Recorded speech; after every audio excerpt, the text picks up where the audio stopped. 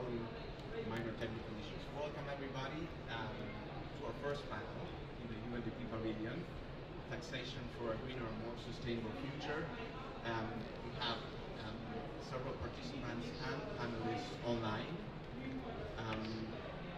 Just to frame the conversation, this panel is done within a bigger program of tax inspectors without borders, through which we support countries in tax audit capacity. I'm going to turn very quickly to Mr. David Brack from OECD to give us a quick pitch on tax inspectors without borders, just to frame and Well, thanks very much, Marcus. It's great to join you and to be able to say a few words about what I think has been a remarkably successful program. The Tax Inspectors Without Borders initiative is a joint initiative with the OECD and the UNDP. It was launched and established in 2015 at a startup and really has, I think, proved itself to be a very unique form of technical assistance program. And just to explain how it works and what it is, it essentially involves bringing together experts in tax administration and deploying them and their skills into countries where they deal with real-life audit cases, supporting tax administrations in low-income and developing countries. Recording in progress. And one of the most significant, I think, indicators or the most important evidence of success is the amount of additional tax revenue that has been raised as a result of the Tax Inspectors Without Borders program. That's at about $1.7 billion in additional tax revenue. So when we think about all of our efforts that go into domestic resource mobilisation, being able to ensure that the laws that are already in place, tax laws in place, can be enforced and the revenue raised, I think is crucial. Of course, for UNDP, this is a key part of the Financing for Development agenda. It also feeds in very much to the Sustainable Development Goals. And for us at the OECD, we have been involved with countries of our inclusive framework on BEPS, more than 140 jurisdictions, to develop international tax rules that allow countries to make sure that multinationals are paying their fair share of tax in their jurisdiction. But with this added technical support that comes with Tax Inspectors Without Borders, we're seeing great success in the implementation of those standards. So, and today we are very happy to announce a next phase in the initiative, which involves moving into the area of supporting countries around environmentally sensitive sectors, fisheries and forestry in particular, where there is currently a lot of work obviously being done to ensure that revenues are collected from these important natural resources. Tax Inspectors Without Borders will also now provide support in this area. And that will begin with concrete steps in early next year by expanding the pool of a roster of experts that will be capable of being deployed into tax administrations to carry out this work. So very excited to be a part of this initiative. It's been a great collaboration between UNDP and OECD, and very pleased to move to this next stage. Thank you very much, David. As I was saying, it's our pleasure to welcome you today in this first panel in the UNDP Pavilion. I will take this opportunity to also thank our co-host, the government of Norway and the government of Switzerland, thanking them for co-hosting this high-level panel. I will turn now to Mr. Stefan Flukiger to deliver our opening remarks on behalf of the Switzerland government. Mr. Flukiger is Deputy State Secretary for the Federal Department of Finance. He has been a Swiss diplomat since 1989. Before his current appointment within the Swiss government, he worked, among others, with the Swiss Embassy in Harare, Zimbabwe, served on secondment at the World Bank in the Washington, D.C., and as a permanent representative of Switzerland to the OECD. it is with great pleasure that we welcome you here today. Please, the floor is yours. Thank you very much.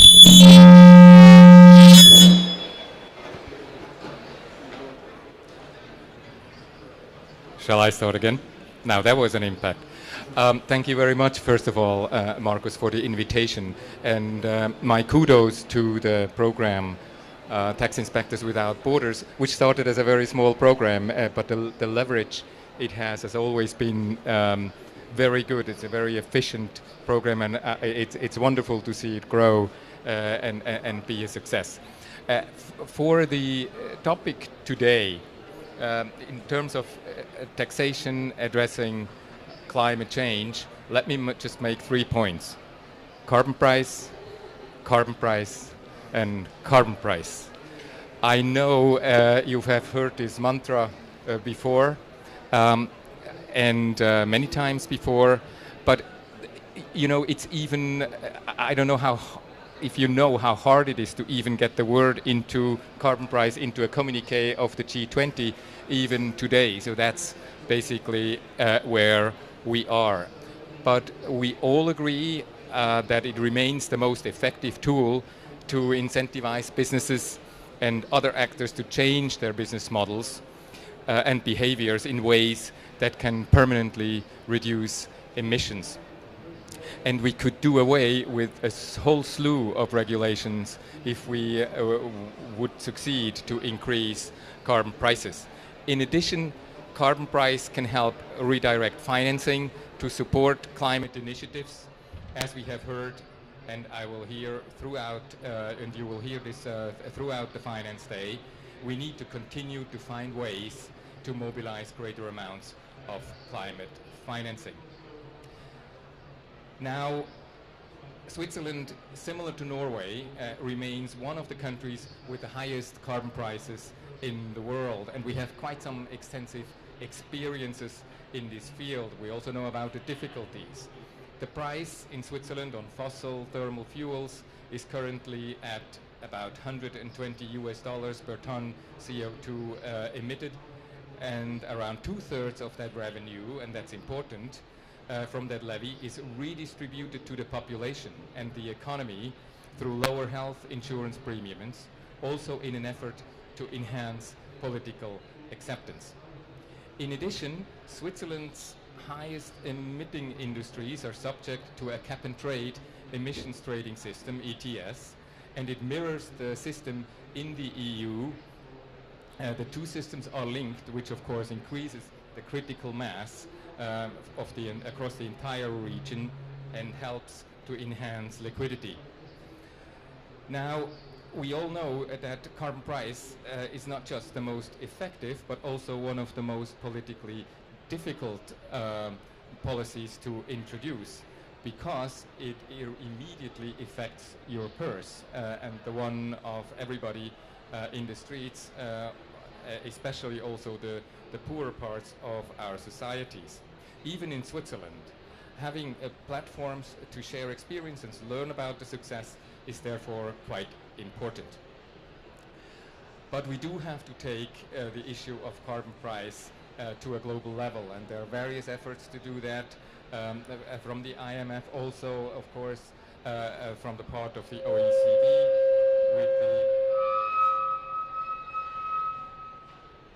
with the nothing against the OECD, with the International Forum on Carbon Mitigation Approaches, as well as the IMF's extensive expertise in providing policy advice.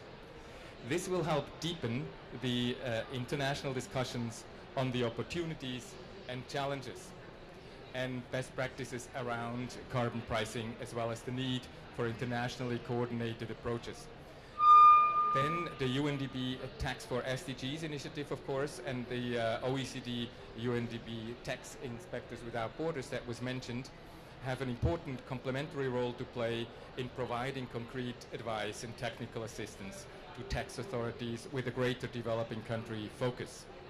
Now, of course, the timing could not be worse, but notwithstanding the currently constrained energy situations and constrained budgets everywhere, we need to continue reiterating that policymakers should refrain from reversing efforts to better tax emissions or from increasing distortive energy subsidies.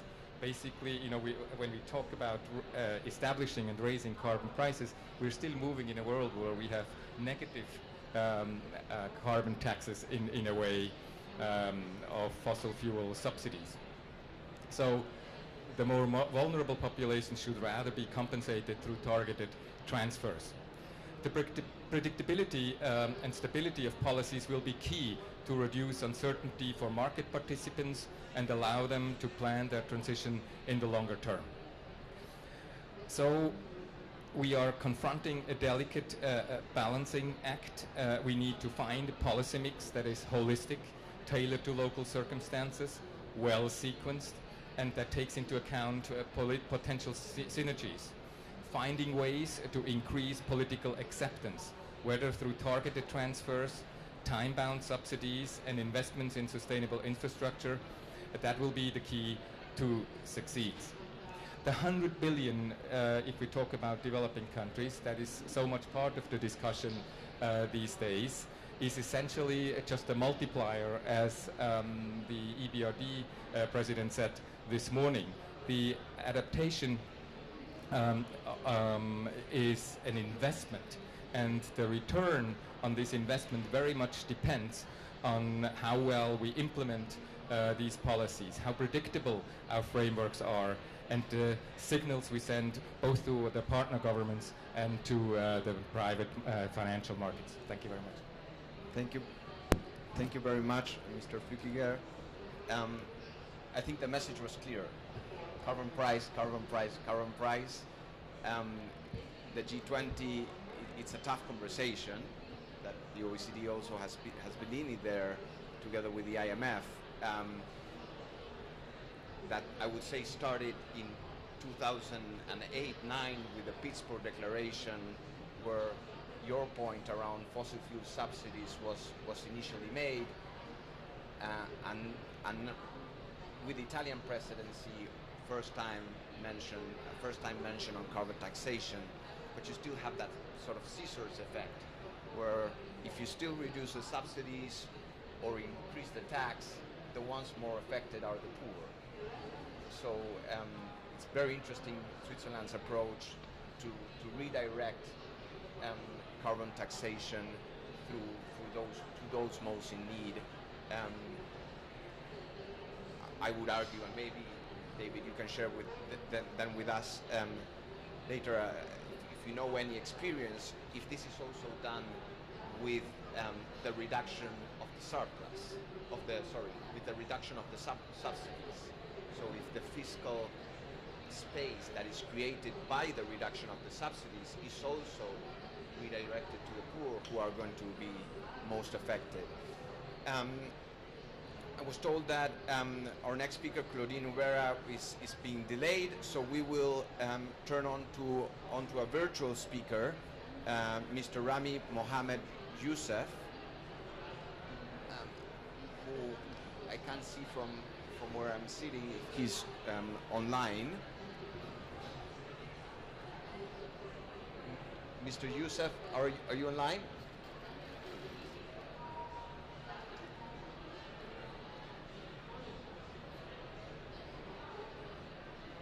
Hello, Marcus. I think not still. He was having some challenges on connectivity. We're still trying to connect with him. Perfect. Thanks, Satashan. Let me turn. But we have, the other panelists online. Perfect. Let me then turn to Ms. Toril Iren Petersen. Ms. Toril Iren Petersen, Assistant Director of the Norwegian Agency for Development Cooperation. Prior to joining NORAD, Ms. Petersen worked for several years within various UN agencies, including UNDP, UN Habitat, UNFPA, and UNICEF. Her work was focused on a range of governance and public management issues, including support to local governments, expenditure and revenue management, land governance, and gender in public administrations. Thank you very much, Ms. Petersen, for joining us today. I'll take this opportunity to also thank Nora again for co-hosting the event with us, and let me turn to you to reflect on the topic of tax and environment from the perspective of Norway. The floor is yours. Thank you very much. I don't know if you can hear me well. The connection seems to be a bit on and off. Yes, we can. Let's give it a try. So we are, like you said, very pleased to be part of the UNDP on this event, but also on the broader tax and sustainable development agenda. And maybe some of the points might be similar to the previous speakers, but let me try to draw the line from where we're standing as a development cooperation agency. So the links between the needs and the capacities in developing countries and the developed world, but also between the national and the global tax processes. I think it's clear, and I think probably we all in this room agree that we should probably talk more about taxes, but also fiscal policies as critical tools for the fair and green transition. For two reasons mainly. Of course, that it generates the much needed revenue to finance development and to make the needed investment in green transitions, but also in terms of changing behaviors and improving markets that allows the emergence of greener alternatives and boosting innovation. So while the previous speaker talked about carbon taxes, I would like to also say that we shouldn't equate environmental taxes only to carbon taxes. Although we know that it's a very powerful, probably the most powerful tool that we have to affect change, and we know that currently the global emissions are largely untaxed, creating a very big potential in that sense. With more than 70% of emissions from OECD and G20 countries currently completely untaxed. We know that food has potential in developing countries because it is relatively easy to tax to administer, but the revenue potential in developing countries is also there. We have some numbers from the OECD suggesting that it could have an average of 0.5% GDP if the carbon rates are set at the 30 euros per ton. But I just think that let's keep this in mind and then move a little bit to the broader environmental tax agenda, because there is no silver fiscal policy bullet for the tax crisis. Rather, I think supporting countries to develop context-specific fiscal policy mix, work that is adapted to the capacities and the local considerations, and also looking at taxes across different government levels, from subnational taxes that look more at the local specifics, plus then also the overall tax system. One design and one implemented bundle of environmental taxes has the potential for a triple dip effect, reducing emissions, increasing government revenue, and improving public health to reduce local pollution. As the previous speaker also mentioned, we have to remember that the introduction of taxes is a very political process and it's rarely a straightforward process. We have to both handle the local political constraints, but also the interplay between the developed and the developing world. Considering that what are the distributional effects of the poor populations in developing countries, but also the fact that the poorest countries do not bear the responsibility for the current climate crisis and are also not the biggest polluters today. So we need to make sure that low-income countries should also feed and direct for advancing more greener taxation. For this reason, we're also happy to support the UN Tax Committee and their recently produced handbook on carbon tax in developing countries. I think this is a very valuable contribution to movement in this space and making sure that we can have more fit for purpose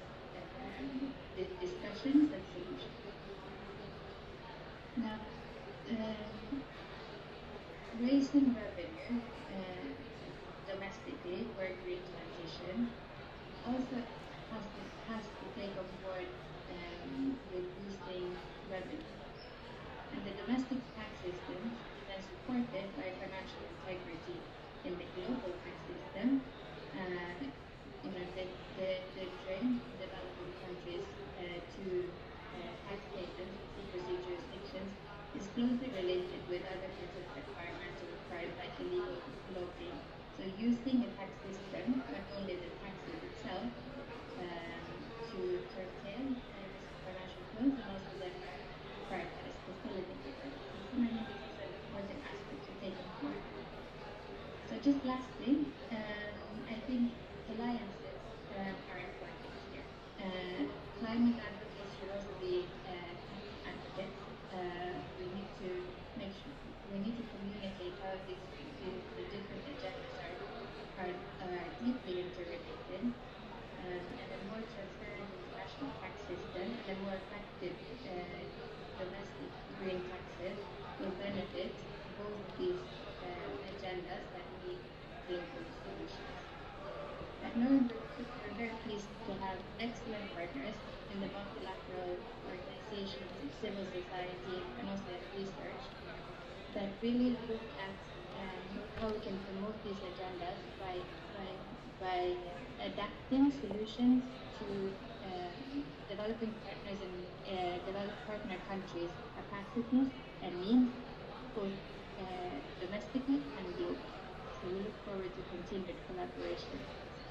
Thank you. Thank you very much, Ms. Pedersen. So key messages: beyond carbon taxation, no silver bullet, context specific. I'll be curious if we have the chance and time to try to understand how context specific we can go, and what was the experience of Norway there, given the link that you clearly mentioned between pollution and health, and that can be a very localized problem as well. The recognition of the work in the UN Tax Committee and the importance to have financial integrity and be able to track financial flows as those financial through also the tax systems, as those financial flows are also the source of important environmental degradation. Let me turn on to David now, and I'll take this opportunity to introduce you. David is Deputy Director of OECD Centers for Tax Policy and Administration. Sorry, give me just a second. I know that no, please. I know that Mr. Fluckenberg needs to leave for the Finance Minister Coalition. Thank you very much for joining us today, and obviously we look forward to continue working with the government of Switzerland. Thank you very much. And so unfortunately, I have to run. But this has been interesting. Let's continue this conversation. We'll certainly be on board. Thank you very much. Thank you very much. So turning back to you, David, prior to joining OECD, as a lawyer and member of the House of Representatives in the Australian Parliament, you also served in the Australian government as Assistant Treasurer, Minister for Competition Policy and Consumer Affairs, Minister assisting for Financial Services and Superannuation, and Minister assisting for deregulation. David, the floor is yours. Well, thanks very much, and thanks for the warm and generous welcome. As my CV indicates, I was a minister in government in Australia a number of years ago now, before I came to work at the OECD. And I guess I have a very deep personal experience that results from the time that I spent in government. Because in Australia at the time I was a part of a government that introduced a carbon price. It was the first official policy to introduce a carbon price in Australia. It was an incredibly contentious policy, and in fact it was one of the reasons, not the only reason, but one of the reasons why we lost the very next election. And the incoming government went to that election with a commitment to repeal the carbon price. And they did. And so I guess I tell that story just to highlight the fact that we can say carbon pricing, carbon pricing, carbon pricing, but there is also both a political reality but then also an economic reality. I think my story tells you a little about the political reality, and that is in fact the case in many countries. If you take, even for example in the United States, which I think is a very good example of this, with the Inflation Reduction Act, there are an enormous number of provisions that are directed towards climate activation, activating policies that can tackle climate change. Now, you can look through the Inflation Reduction Act and you won't find anything that's described as a price on carbon. But that doesn't mean that there aren't a whole range of different policies there that are very much targeted towards activating climate action. So I think that's the political reality. That's, in some countries it's more difficult to do than others. But I think the economic reality and what I would call the effectiveness test, it also should remind us that whilst carbon pricing is no doubt an important tool, and I'm a fan of the benefits of carbon pricing, but we should not fool ourselves into thinking that we can get to net zero emissions with carbon pricing alone. It is an important tool, but it's not the only tool, and it's certainly not enough on its own. And I think what that means is that we should all have a much deeper reflection upon the full range of policy instruments that might be required to get us to that ambition of net zero emissions. And so at the OECD we have been working now for some time towards the establishment of a new body, an inclusive forum. It's really to some extent inspired by the international tax work that we've done, where we have created an inclusive framework on BEPS with more than 140 countries and jurisdictions participating on an equal footing. But the idea of this inclusive forum on carbon mitigation approaches is that we will do something different to what we've done in the past. In the past, we've spent a lot of time measuring carbon pricing in countries. And some of the earlier speakers have actually cited the evidence, the research that we've done that shows that carbon pricing is not nearly as widespread as we would like. It has been increasing over time, but not to the extent that is needed. But when we measure carbon pricing, we're actually missing all of those other policies. And we think it's really important that to provide a more comprehensive picture of what governments are doing, that we need an approach to how we measure country contributions that goes beyond carbon pricing.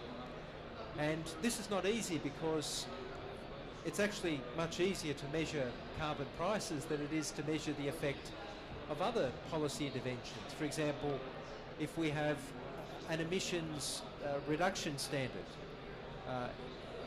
if we have a ban on petrol motor vehicles, for example, you know, these might be important policy tools in the toolbox, but being able to quantify what they mean and compare that to other policy approaches is incredibly difficult to do.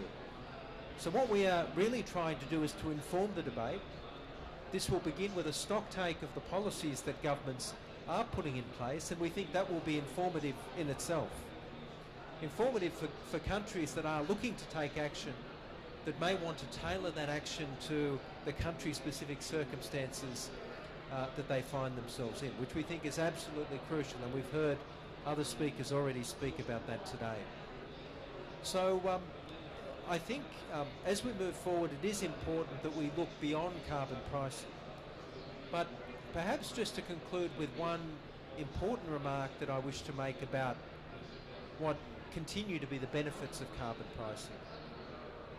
When you look at all of these different policy instruments that you can put in place, I think one of the great advantages of carbon pricing is that it raises revenue. And that revenue can be deployed in order to help manage the challenging consequences of the transition to a decarbonised economy. If you ban certain activities, if you put in place vehicle emission standards, other regulatory tools. In fact, tax incentives is one example of where you might actually be foregoing tax revenue. But most of these policy interventions, they either cost the budget or they are neutral on the budget. Carbon pricing is a net positive for the budget. And when we're looking at the impact on families, households, individuals of shifting towards a decarbonised economy, if we look at the impact on industry and certain businesses, there will be some costs associated with managing that transition. And the thing about the revenue that you gain from carbon pricing is that if the carbon pricing is effective and it does reduce emissions over time, then you will actually erode that revenue base. So it's not necessarily a revenue base that countries can bank on for the future, but it certainly has a very important role to play as part of that transition. And we think that that's why it continues to be an important tool. Once again, not the only tool, but an important part of the overall toolkit that countries will need to deploy. As we all seek to make good on our commitments and ambitions to get to net zero emissions, now we've got to put in place the policies to make that happen. Thank you, David. And maybe as a quick follow-up question, because it was very interesting.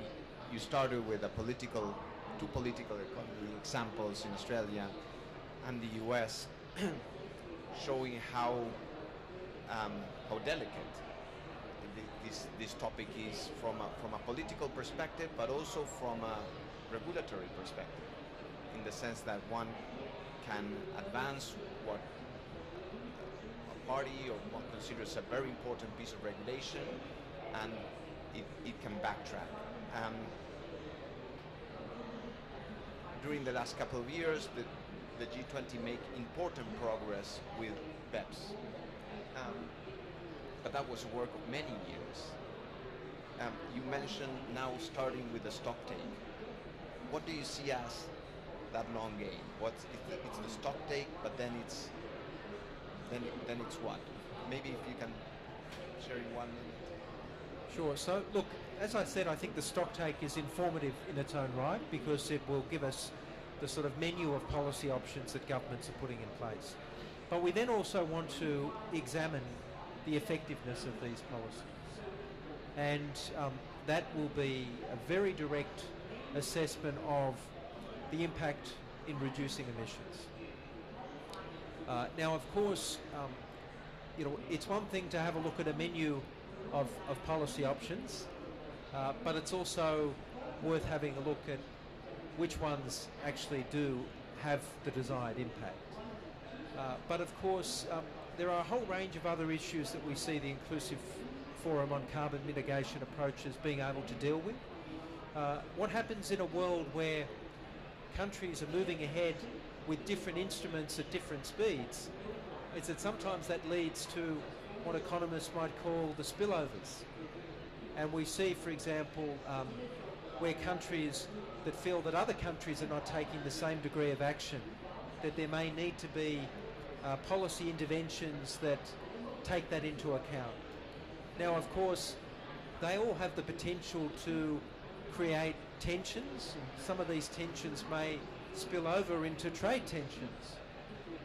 I think that's the last thing we need, not just as we seek to address this enormously challenging existential problem of climate change, but also in the context of the difficulties we've just come through post-COVID, but also with the current geopolitical environment and its implications on energy and other prices more broadly within the economy. So we see this as a forum for measurement, engagement and discussion, and we certainly hope that we're able to bring together countries to advance all of the good work that's already been happening in many other fora. Thank you very much, David. And with that note of understanding the impact and the tensions, let me welcome Ms. Suzanne Ackerfeld. Hopefully I pronounced your name correctly. Suzanne is coordinator for the UN Tax Committee Subcommittee on Environmental Taxation.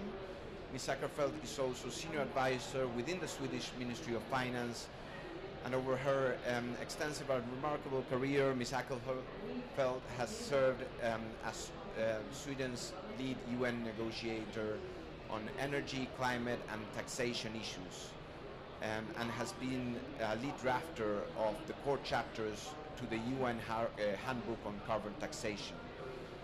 Thank you, Susanne, for joining us today, and I invite you to reflect on the topic of carbon taxation and your work in the UN.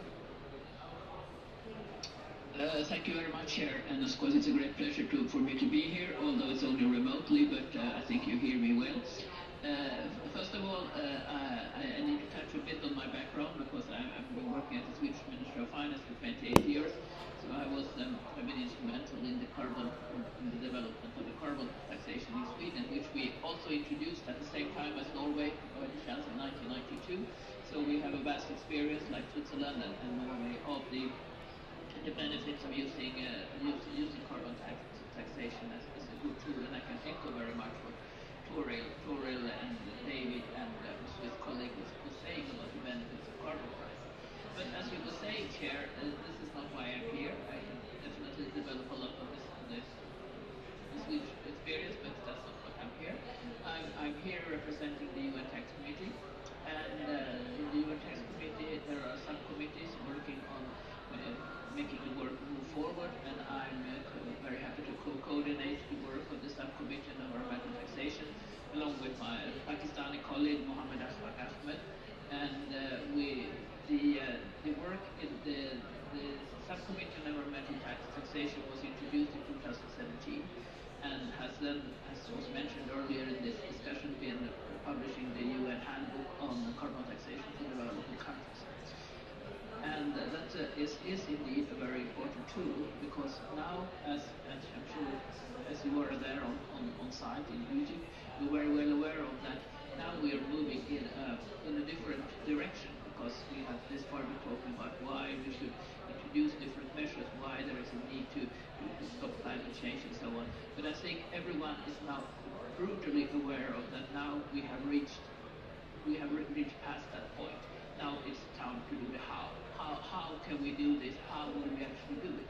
And that's where I think that the UN and particularly the task committee, which I'm representing, plays a key role, because the hows is not very easy. As David was saying, and also the other speakers, it's the devil in the details. It's complicated to know how to make this happen. As I'm a lawyer, I'm not an economist, but economists always say that carbon pricing, and we heard the first speaker was saying that carbon pricing. Yes, that is key. Carbon pricing is key, but the devil is in the details. You need to implement it carefully. You need to make sure that it's implemented in a good way, and there you need to take account of the different prerequisites of different countries. I think Toril was into that, and also David. There are national prerequisites you need to take into account. For example, levying the tax. If you're a country importing most of your fuels, maybe you should have the taxation point at import in order to avoid tax to make sure that you don't get tax evasion. Or if you're a resource-rich country, maybe you should have the taxation point at the extraction of the mines or the oil wells in order to make the best benefits of it. So these are practical aspects that you need to consider, and if you do that correctly, the handbook can be a very good tool, because of the UN is working on of course building on the experiences of developed countries that has a lot of experience in these areas, and the developing countries that can tell us the need, what they see as the most challenging things, what do they need. And they also are gathering experiences now, because there are more and more developing countries that are introducing economic instruments such as carbon taxation. We see South America, we see South Africa, we see Indonesia and other countries, that there are a great will to work on this. And there I think the UN Tax Committee can play a good role as complementing these other discussions. Like, I totally agree with David that there are good discussions going on in the OECD UNDP, the World Bank, the finance ministers, the coalition of finance ministers for climate action. We all need to cooperate to make this happen, to make sure that this happens. But the UN Tax Committee has a very special role because that is tax experts. And that may seem terribly boring to the economists and everyone, but it's crucial that you actually get this right, that you get this, so that you bring in the revenue. And there are, I can echo what David was saying. The revenues are a vital point of the carbon taxation because you get revenues, at least in the short and medium term perspective, and those revenues can be used in order to create alternatives. Because I like to say that the carbon tax is an engine, and you put it into force and you get the car running and so on, the green car running, but then you need lubricants to make it happen. And those lubricants, they can only happen if you have money to make sure that they happen, and that those lubricants can lead to make alternatives available. You can have more public transport, you can address distribution effects for poor households, for very lower level for industries, and so on. So it's all a combination, and it's all about making policy packages, because that is also how you can get the tax acceptable, if you make good policy packages. Because you can't, we see what happened in France a couple of years ago with the yellow vest. I mean, carbon tax is a powerful tool, but it's not the only tool. It needs to be complemented by different measures. It needs to be that households and firms feel that there is an alternative, that they can switch. And that's why the revenues make use, because then you can use the revenues, because public acceptance is key, not only by the public but also by the enterprises, making sure that the technology is developed. And then going back to the UN Tax Committee, of course, the Tax Committee has representatives from members from all over the world, is globally represented, and the Subcommittee on Environmental Taxation has about 20 experts. It's multidisciplinary, it's from government, academia and business representatives, so we have a vast experience there, and also from different parts of the world, from the developing countries. And we really try to give this advice to the developing countries in order to make sure that they can work well with their SDGs in order to make this happen. And currently we are continuing the work. The handbook was produced in 2021, and we are now continuing the subcommittee under the leadership of me and Ashfaq Ahmed.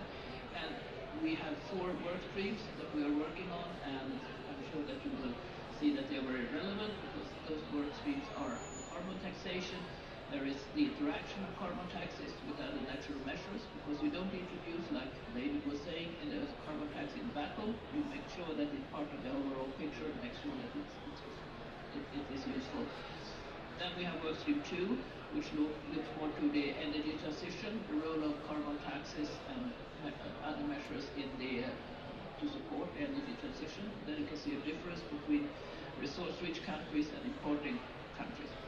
Work stream 3 relates to something that is becoming more interesting, particularly by the developing countries. That's the carbon offsetting programs, and how you can use those in order to maybe get a reduction in your carbon tax and make sure that you invest in the developing country instead of in your own country, in order to make sure that the carbon mitigation measures are happening. And finally, work stream 4 is about the carbon border adjustment mechanism, which is a tool that is currently discussed in the EU and also Canada and in other countries. And the idea of the tax committee there is not to give a solution or anything, but to explain the facts and how it will affect developing countries. Also, we have an additional work stream that we want to look into other environmental taxes and carbon taxes, how they can be relevant, for example, for water, forestry, and so on. So these are usually the key issues that we are working on during the current mandate of the tax committee till now up until 2025. So in essence, we are really supporting the work carried out, and we like to cooperate with other international bodies as well, but we do see that there is a great role for not only carbon taxes but also other environmental taxes to make a real green and sustainable future, because that's what we all need. And I wish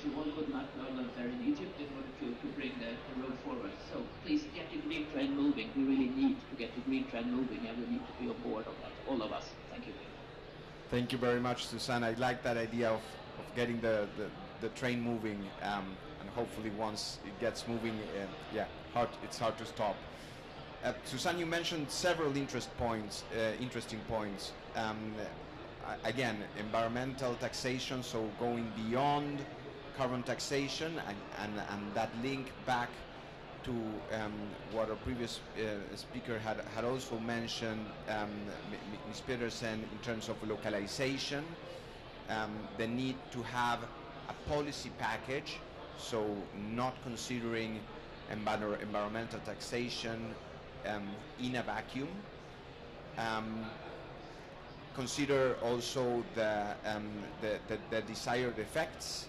You talked about about collective action, the role that the UN Tax Committee is playing in understanding the desired effects and impacts of these different policy packages, and again, as David mentioned, the point that this is not a continuous inflow of resources, that as the transition progresses, as countries transition into greener economies, the resources collected from environmental taxations will diminish, and the importance to balance their a just transition, the resources collected from tax, and plan ahead. Susanne, if I may, maybe a quick follow-up question, similar to the one from David. You mentioned an agenda until 2025 and the different work streams. What do you see? What are the main, let's say, requirements or interests that you are seeing from developing economies in terms of carbon taxation and more broadly environmental taxation? Well, thank you, Chair, for your summing up. It's very good, and also for the question. Of course, the interaction with developing countries is key for us. We can sit in as developed countries, of course, and give information on how we have done it and so on. But it all needs to be put into the context of the developing countries. So that's why the UN is really carrying out a lot of workshops in different parts of the world to try and gain the experience from the developing countries, but ask what do you want? What do you need from us? What is very important from you? What is that you need? Because then we can target the information in a more sustainable way to make sure that we give the developing countries the most help they want. Thank you. Thank you very much, Susanne. And with that, let me turn to Mr. Peter Hongler.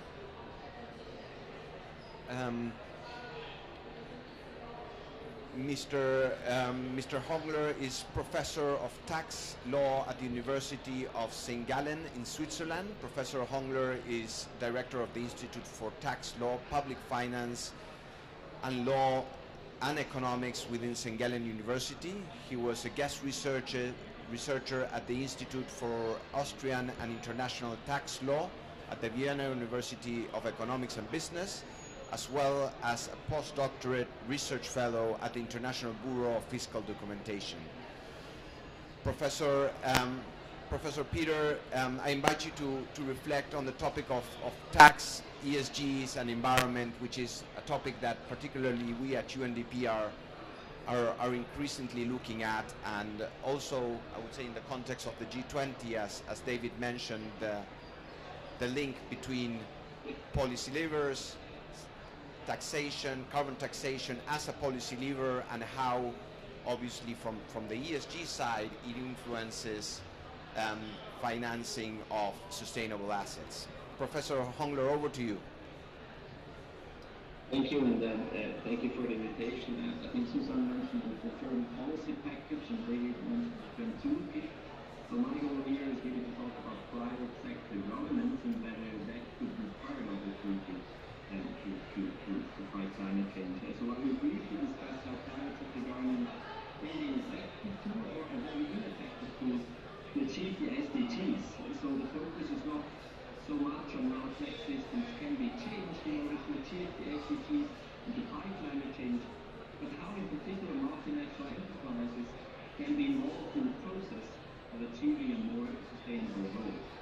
I will focus on the behavior of multinationals, and I will try to assess whether the tax behavior of multinationals has a positive or a negative impact on the achievement of the SDGs. To be more precise, I will in the following refer to the topic of ESG tax ratings and ESG tax metrics. You are all aware that ESG ratings are extremely important in practice, and billions of euros are invested based on ESG ratings. The impact ESG ratings have on achieving the SDGs could be very significant, could be. So we might know it from your own investments that you receive quite precise recommendations from financial institutions which companies are good and which companies are bad. And these recommendations are often based on ESG ratings. However, what kind of ESG ratings are an effective tool to achieve the SDGs is very disputed. Considering the impact, we should really make sure that these ratings are not misleading, as they might otherwise be harmful. So in practice, there are various ESG rating agencies, and they base their rating on very different elements. And these elements are partly derived from ESG reporting standards published by private standard setters, but also by international organizations such as GRI, the UN, and MEP, or TV, for instance. So what is the link between ESG ratings and tax? In general terms, how companies behave in tax matters is an important element of these ratings. However, what kind of tax behavior is considered to be good or bad is unclear. Based on our own research, there are more than 90 different recommendations from at least 5 standard setters just in tax matters. So these recommendations include, for instance, the following: whether you publish a tax strategy, whether you follow the spirit and not only the letter of the law, whether the tax strategy is approved by the board, whether you have offshore companies in your structure, whether you pay more taxes than your competitors, whether you publish your country-by-country report. However, it is unclear whether these recommendations do have any link to the SDGs, or whether the goal is more to reduce reputational risks and therefore to achieve a sustainable development of the business of the company, but not necessarily of achieving the SDGs. Moreover, rating agencies apply some or none of the mentioned metrics. Therefore, it might even be very difficult for MNEs to understand why they receive a good or a bad tax rating. It is not even clear whether it makes sense to rate enterprises in the same way for financial purposes as for ESG purposes. Does it make sense to categorize companies between DDD and AAA from a sustainability perspective, or should we have a different categorization? Should we maybe just red flag the most harmful companies instead of applying a broad spectrum of ratings? As you might have realized until now, I'm asking more questions than I'm providing answers, but this is on purpose. So we are, frankly speaking, in a rather unregulated and very chaotic area. I personally do even fear that tax as an ESG metric is quite often misused for greenwashing. For instance, some of the Russian energy companies have in some cases received the best possible rating from a tax perspective, at least before the war started, and such positive rating in tax matters could have been used to offset bad ratings in other areas. This is a strong sign that something is wrong with the current system. So we are in a regulatory chaos, and the question is how to find our way out of it, both from a substantive point, but also from an institutional perspective. From a substantive perspective, the question in tax matters is not simple, as you might guess. If you look at again at the current metrics used, it is unclear whether they have a positive, a neutral, or a negative impact on environmental questions or the SDGs in general. For instance, what is the impact on the SDG if an MNE publishes a tax strategy? What is the additional value for achieving the SDGs if the tax strategy is approved by the board? These are the questions to be addressed. Of course, Of course, tax revenues are extremely, and this has been mentioned before, important for achieving the SDGs. But it would be too generic to argue that any additional tax revenue has a possible impact. And that paying more taxes, for instance, compared to your competitor, has per se a possible impact on the SDG. This would be too simplist. However, these questions need to be solved. So besides these substantive questions, we also need to discuss who should regulate ESG ratings and what potential role the UN, the UNDP, the OECD and other international organizations should play. I hope an important role. From my perspective, it will be key to involve experts on achieving the SDGs in such debate, and not just experts on facts and experts on reporting. And it will also be key to have an impartial debate and maybe to question current approaches. Therefore, and now I come already to the conclusion, I really hope that in the next months and years from now, new initiatives will be started and a certain consolidation will happen, so that we will have clarity on how the private sector should be governed to achieve the SDGs most effectively. The current approaches are flawed, to be honest. Thank you. Thank you very much, Peter. I was surprised by the 90 recommendations from the standard setters. We at UNDP are very much involved with the work that the ISSB is doing, either through our work as Secretariat for the G20 Sustainable Finance Working Group, or engaging also directly with the ISSB through its process, individually as UNDP and collectively as UN. But I wasn't aware of the diversity of recommendations and metrics, particularly in the tax space. You mentioned several points in terms of the thresholds, which tax thresholds and which indicators can be deemed good and appropriate and fit for purpose, which at the end of the day, with a UN hat, is channeling capital to the SDGs or to SDG-aligned enterprises. I'm curious, Peter, in terms of next steps, you detailed several very interesting questions and a potentially very extensive research agenda. How do you see, or where do you see that research? Where do you see that the initial steps that we need to take in that research? And do you see the current, let's say, governance architecture that is being built under the IFRS with the ISSB as the right one to answer these questions? And the reason why I'm asking is because in a lot of your comments, it seemed to me that you were talking mainly about impact materiality, rather than financial materiality. So over to you. Yes, thank you, and very interesting and complicated question to answer. So my feeling is a bit that we might be on the wrong path, because we tend to believe that what we have learned out of accounting and out of IFRS, for instance, can be applied in the same way to the ESG. As mentioned, for instance, ESG ratings from CCC to AAA, maybe that's the wrong way.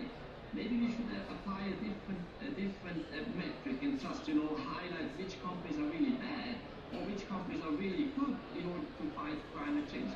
Because otherwise the risk of greenwashing is just so extreme. And this has been highlighted by The Economist as well a couple of months ago, when they had on the first page basically splitting up the E from the ESG reporting. And that's a potential way I see that we really try to aim at an E rating and maybe exclude the S and the G to a certain extent, because the S and the G might be good for the business development, but not necessarily for the SDGs. And therefore we have a clear standard where I, as an investor, know now I'm investing into a company which is really good, to fight climate change, and that's a clear statement. So I think that's the difficulty here, that we might, maybe we are too much under the head of traditional accounting rules, traditional approaches to ratings, and maybe we need to have a shift in paradigm there. So that's probably my answer to the question. Thank you very much, Peter. Yes, and definitely I would say more cross-pollination between the work that groups are doing around financial regulation and fiscal to understand better this topic. I want to turn, we have a couple of minutes left. I want to turn over to our audience to see, I see we have 51 participants online, and I see in the chat at least one question. So Ateshan, I'm going to turn over to you to see if you have any question, and if you can, I can't see any questions popping up in the chat from where I'm sitting, so I'll turn over to you.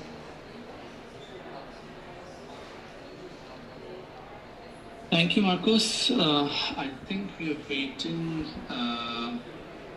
So please feel free to send your question on the chat. Meanwhile, while we are waiting, as David mentioned, and the work that Tax Inspectors Without Borders has been doing, and we have been for long focusing on supporting countries with tax audits. Post the Panama Papers, there came many research papers which looked at the interconnection of low tax jurisdictions and its impact on environment. The data expose from ICIJ reflected how 70% of the known vessels involved in illegal, unreported and unregulated fishing were actually flagged out of low tax jurisdictions. Similarly, 68% of all invested foreign capital to companies and sectors associated with the deforestation of Amazon in Latin America was transferred through tax havens. So it's the same opaque structures which lead to tax evasion that also makes it possible for illicit financial flows and funds to move. The enabling system is the same, and which is leading to biodiversity degradation and loss of a lot of endangered species. So as part of the work that Tax Inspectors Without Borders has been doing, we have started the new thematic area on tax and environment, which will focus more holistically to provide support on tax audits of multinational enterprises which are working in the deforestation sector. Simultaneously, we have a greater focus on criminal tax investigations of entities which are involved with fisheries. And this stream of work sort of joins up the work of the tax experts with also the thematic area experts. And these are industry experts who are very sort of relevant many times, because these industries are very niche, and at the country level where we are working, in many developing countries, the tax experts don't have a clear understanding on the whole value chain of these sectors. So by working together with the industry experts, the work of Tax Inspectors Without Borders will be supporting governments to tackle the challenges of tax evasion and illicit financial flows, but more importantly, its interlinkages to the environmental degradation. As of now, I don't see any, Marcus, I don't see any questions. And just have seen one question from Shell. Now there's a flurry of questions coming in. So, Marcus, one of the questions is, what is the position from our panelists on the extractive fiscal regimes? For example, with mining agreements in developing countries and special attention to the tax incentives. So this is more on a question extractive fiscal regimes and tax incentives.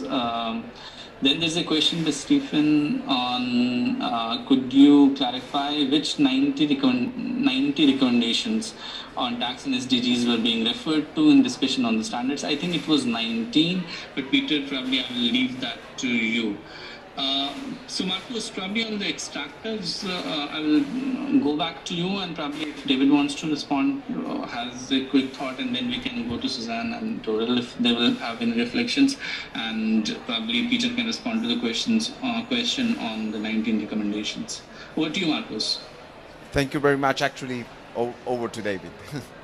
Thanks very much. And look, that's a very good question, and certainly taxation of extractives is an area that we have been reflecting upon whether this might be a ripe area for future work for the tax inspectors without borders. But more broadly, I think one of the issues that this general theme raises is in the context of the International Tax Agreement, the two-pillar agreement, and the second pillar, Pillar 2, which relates to a global effective minimum tax of 15%.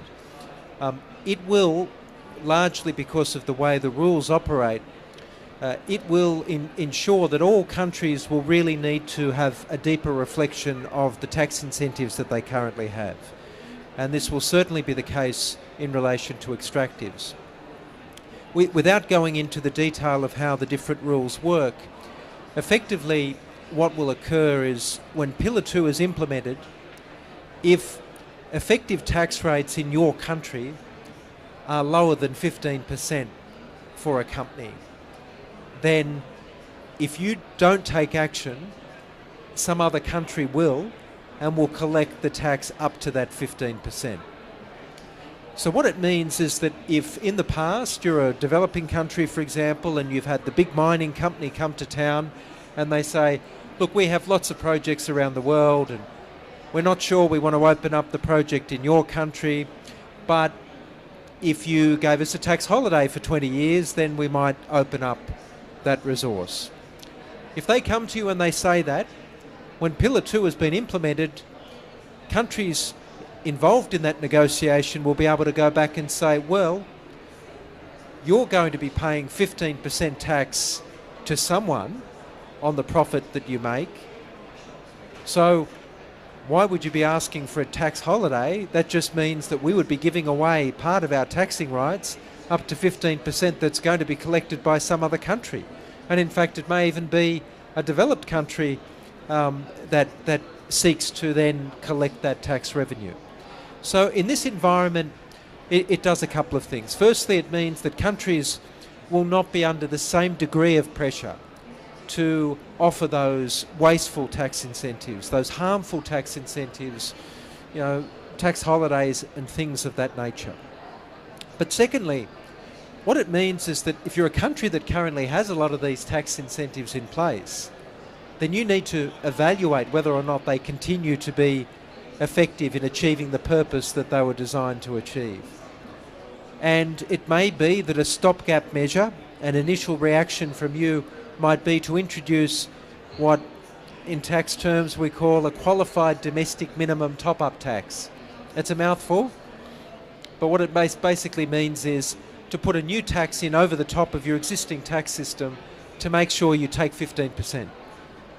And so if your tax incentives are currently giving people a reduction in their effective tax rate below that level, eventually you need to go through and look at all of those individual tax incentives. But in the short term, perhaps the best response is to put one of these in place to make sure that you are collecting at least 15% in your jurisdiction, and that's not being collected by someone else.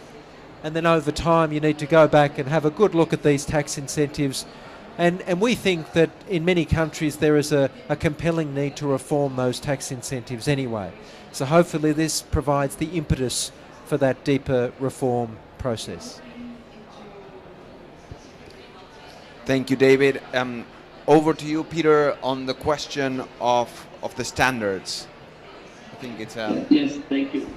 So what we have done, we have looked at various standards such as TME, GRI, the NEF standard, but we also had discussions with all the major rating agencies in order to figure out what kind of recommendations are used to assess whether a company is good or bad from a tax perspective. And if you just look at the categories, these categories are, for instance, approval, review, and accountability, tax risk management and governance, tax planning, transfer pricing. So there you have recommendations like, do you report on your tax planning? Do you follow the arm's length principle of the OECD? So in some standards you have these recommendations. Then there's recommendations on corporate financial reporting in general, on CBCR of course, on corruption, whistleblowing, and assurance, tax compliance. There are recommendations on the engagement with authorities. So for instance, whether you disclose established procedures and channels for dealing with authorities, whether you seek to enter into an early dialogue with tax authorities when needed. There are recommendations on tax advocacy, for instance, whether the company supports initiatives to help develop the capability of tax authorities. There is, recommendations on the use of tax incentives. So do you publish information on financially material tax incentives, for instance? And there are other recommendations. So overall, we figured out 90. Of course, 90 might be a very high number. If you would consolidate some of the recommendations, maybe you end up with 50. But still, it's a very chaotic area right now, and that's the main problem, that we have too many different recommendations, and at the end, the rating agencies are lost because they don't really know what they should assess. And this is why I think here we need to have initiatives looking at the consolidation, also maybe supervising rating agencies in this area. And I hope this answers your question. Thanks, Peter. And I think you're opening a different can of worm there with the regulatory of CRAs, but a very interesting topic as well. I see chat being populated. I don't know, Atashan, if it's with comments or questions, though. Back to you. There are comments, Marcos, but probably I can go to Suzanne and Toril if you want to reflect on that question of tax incentives. So over to you, Suzanne. Well, thank you, Antesham. Well, actually, I wanted to touch a bit on the question on extractives, because we also have another subcommittee within the UN Tax Committee that works on extractive industries taxation. It's been there for quite a while. And the Tax Committee on Environmental Taxes is collaborating very closely with that subcommittee on the workstream 2 we have now during our mandate, which is to make sure that the energy transition works smoothly, and that in that context, I think we will be touching upon the issues that you have been advocating here in the chat and in the discussions, because there are different issues, particularly with resource-rich countries that have extractives, that is very important to take into account, and we need to make sure how the environmental taxes, and particularly carbon taxes, can play a key role. So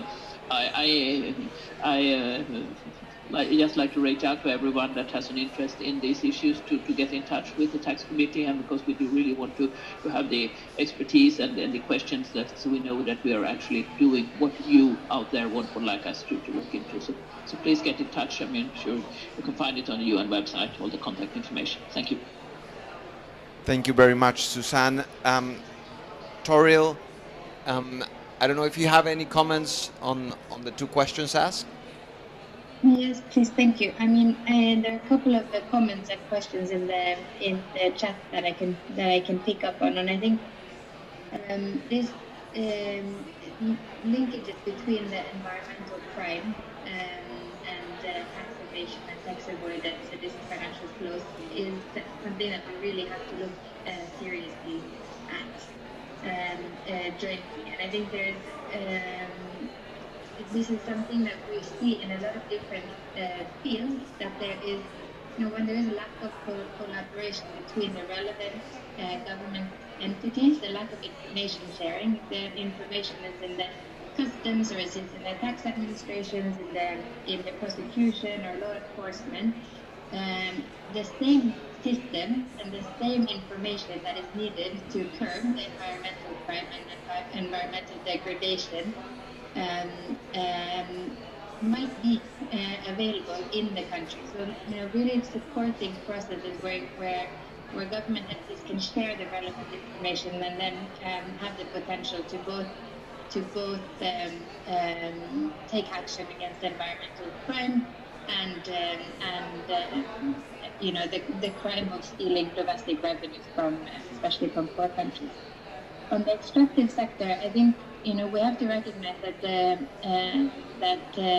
the growth, the predicted growth in mining and precious mineral for the green transition is something that we're not quite we're not prepared. Right? Is there going to be a significant competition of contracts and the regimes that govern those contracts and also the tax deals that are related to those? As we have experiences in NORAD and in Norway with our oil for development countries, that I look specifically also on the finance component on, how to support countries on the on resource grants to ensure that revenues are coming back to governments and to be redistributed to the people. This is something I think there is a lot to learn from the petroleum sector, and we're also now engaging in a lot of partnership that we look at. How can we make sure that we don't come too late to the table to have better governance and transparency on the extractive sector. And I should say also, I see there was also a comment on the extractive sector, fisheries being an extractive sector. It's also, I think, something that we, from NORAD and from Norway's side, look at as part of the same problem complex. In terms of these actors, they benefit from the lack of transparency. They also benefit from a fragmented intervention, both from government and from private sector, breaking apart so that you don't see the whole picture. And I think that's one of the things that we could, as an international community, really come together and support. Thank you very much, Toril. I think we've heard very interesting interventions during this panel. Before I turn over to you, Atashan, for some final remarks, let me just mention some highlights from you, David. I think the importance and the impact that the BEPS agreement can have on establishing that floor on taxation, particularly for the extractive sector, and that not being a variable that companies can use, and the link that it has to environmental degradation. Peter, Toril, again, comments around the same lines in the extractive sector, and Peter, I think we have an exciting agenda ahead in terms of ESGs and taxation, and looking forward to seeing how that unfolds. Atashan, over to you. Thank you, Marcos. We have 2 minutes left, so we're very brief. I know a lot of colleagues have to run for other meetings and the call. Thank you so much, panelists, for joining, for taking the time and reflecting. I think it was a very interesting discussion from both the OECD's perspective and even UN Tax Committee's perspective on the importance of carbon pricing, tax, and other environmental issues.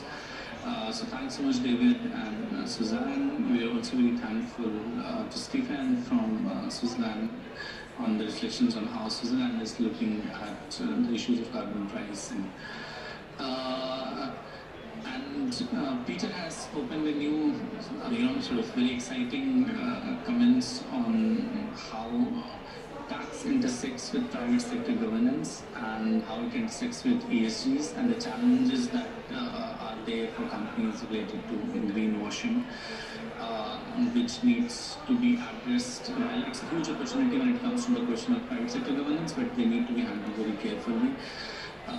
And thanks so much, Toriel, for the support and for the reflections from the perspective of Norway as a country, but also NORAD as a developmental agency, and also for the support to co-host the event together with the government of Switzerland. And thank you so much for all the people who attended, and there are a lot of questions out there still which needs to be answered. And please feel free to reach out to the TAWB Secretariat on the work that Tax Inspectors Without Borders is doing, as well as to the taxpayer SDGs on the broader intersections of tax and environment. In spite of some of the challenges a few of the speakers had with connection issues, we ended up having a very exciting panel. So thank you so much, everyone, and thank you so much, Marcos.